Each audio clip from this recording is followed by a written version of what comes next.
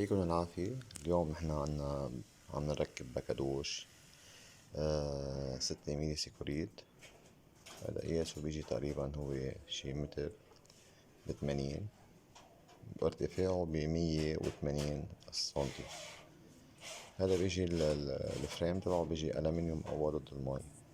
هون عم نشوف كيف هلا بنحط ركبنا الفريم وعم نحط السيليكون تحت الفريم. هذا سيليكون نحن خصوصي من نحطه. هذا بيمنع المي ما تفوت ونوعيته جيدة، مشان كمان ما يعمل عفونة تحت البكادوش. هون حطينا السيليكون بنحطه بكتير طريقة جيدة حتى بينغمس فيه الفريم مزبوط. هون ركبنا حطينا السيليكون ثبتنا وحطينا الثوابت، بيجي 2 ثابتة، وحدة ثابتة على اليمين وحدة ثابتة على الشمال. بعدين بنجيب الدرف. هون ركبنا الدرف، بيجوا الدرف سلايد، شي وحدة شمال وحدة يمين. هون كنا عم نعيره، نحن عيرنا الدرف مزبوط.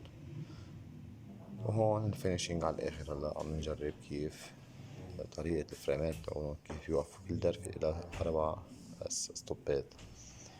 بتفتح توقف على الآخر وتسكر على الآخر. وهيدا هو اليوم فيديو قصير كتير، بتمنى يكون نال إعجابكم.